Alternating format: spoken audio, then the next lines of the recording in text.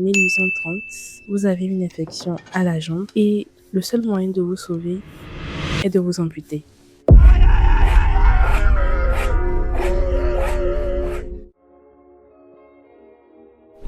Aujourd'hui, pour ce type d'intervention, on s'endort soit en respirant dans un masque à oxygène, soit grâce à une piqûre.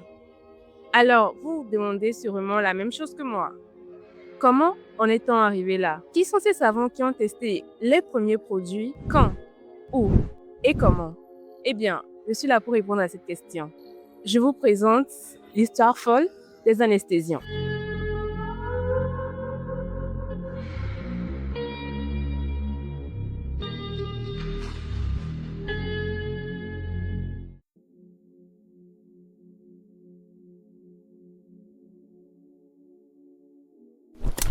Pour prendre conscience de l'importance de la découverte de l'anesthésie, il faut d'abord comprendre comment était la science ou la médecine avant sa découverte. Sachez que jusqu'au milieu du 19e siècle, aller à l'hôpital était presque équivalent à rentrer direct dans une salle de torture. Alors vous imaginez bien que c'était pas trop la fête. La douleur n'était pas un effet secondaire, c'était une fatalité. Pour les médecins, ça aidait le corps à rester éveillé.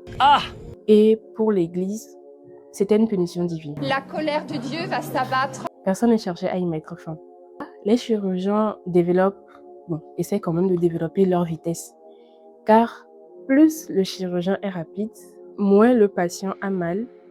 Et moins le patient a mal, moins sont ses chances de mourir d'un choc cardiaque lié à la douleur. Mais quand même, certains essaient de trouver des solutions à la douleur telles que l'opium, la jusquiane, la mandragore et même des fois des quantités astronomiques d'alcool, histoire d'assommer le patient. Mais toutes ces tentatives n'étaient pas concluantes. C'était sûr! Il faut un miracle. Il faut que la médecine progresse. Il faut un moyen pour éteindre la conscience et la douleur, mais ça de façon réversible. Parce qu'il faudrait bien que on se réveille après l'anesthésie.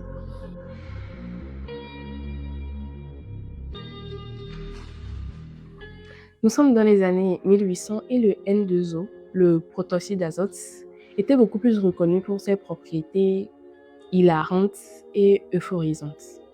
Donc, il était beaucoup plus utilisé dans les foires d'attraction. C'est grâce au physicien chimiste britannique Humphrey Davy qu'on doit sa découverte.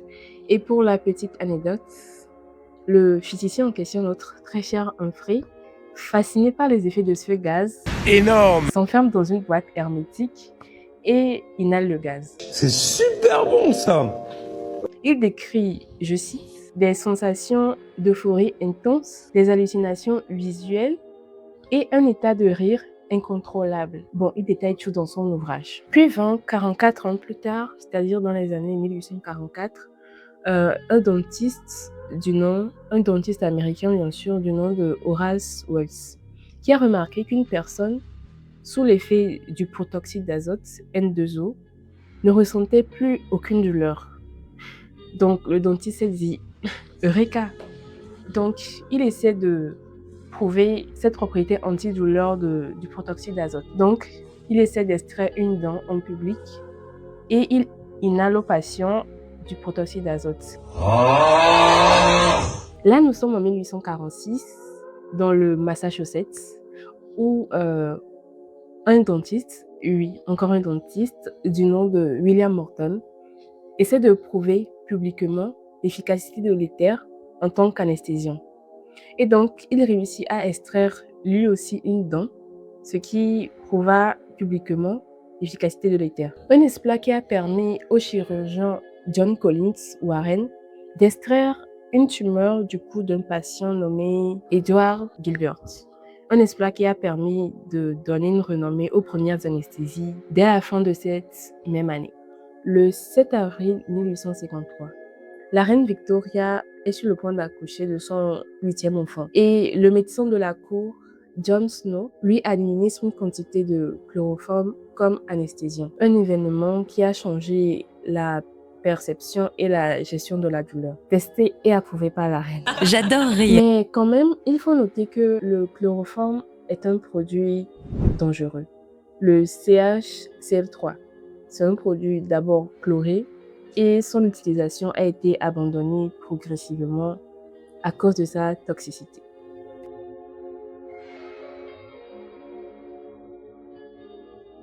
Bon, jusqu'ici, avec l'éther et le chloroforme, on était obligé d'endormir totalement le patient. Alors vient un problème. Que faire si on doit juste opérer un œil, une jambe, un bras, bref, juste une partie du corps? C'est là qu'entre en scène l'ophtalmologue autrichien Karl Kohler, le best friend de Sigmund Freud, le psychanalyste. À l'époque, Freud étudiait une substance de très près, la cocaïne. On se rend très vite compte que lorsqu'il applique quelques gouttes de la cocaïne, la substance en question, sur sa langue, elle s'engourdit. Eureka, l'anesthésie locale est trouvée. Mais avec les problèmes d'accoutumance, de dépendance, d'addiction, elle est très vite abandonnée, laissant au passage cette addiction à la cocaïne qui a poussé les chercheurs à trouver des dérivés synthétiques non addictifs, un peu comme la novocaïne, mais ce qui arrivera bien plus tard. Je vous rassure, il n'y a plus question d'éther ou de chloroforme, parce que les médecins ont remarqué que utiliser seul le chloroforme pouvait endommager le cœur et le foie. D'où la naissance d'un cocktail anesthésique ne contenant pas un produit, mais 3 produits. D'abord, nous avons un hypnotique, une substance capable de nous endormir en moins de 5 secondes. Exemple, le propofol. En 2, nous avons un analgésique pour calmer la douleur. Exemple des morphiniques, la morphine. Et en 3e position, nous avons un myorelaxant. Un myorelaxant, c'est une substance qui relaxe le muscle. Exemple, le cuirard, qui était utilisé en Amazonie pour la chasse. Ça permettait de paralyser les animaux sauvages. C'est grâce à ce cocktail anesthésiant que la chirurgie arrive à faire des miracles de nos jours.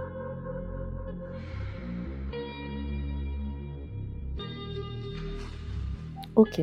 L'anesthésie en soi, ce n'est pas une simple routine, car, si je peux le dire, c'est l'une des plus grandes victoires de la médecine contre son pire ennemi, la douleur. Car entre les boucheries, oui, les patients étaient vraiment opérés vivants, passant par les anesthésies toxiques telles que l'éther et le chloroforme, et se terminant par nos savons résilients, le chemin fut vraiment très long. Mais le jeu en valait la chandelle. Car, comme le disait si bien Napoléon, la victoire appartient aux plus persévérants. Et après des siècles de torture, l'humanité a enfin gagné. C'était tout pour moi. On referme le journal pour ce soir. C'était Sinentia Diaries. Restez curieux, prenez soin de vous et Au revoir.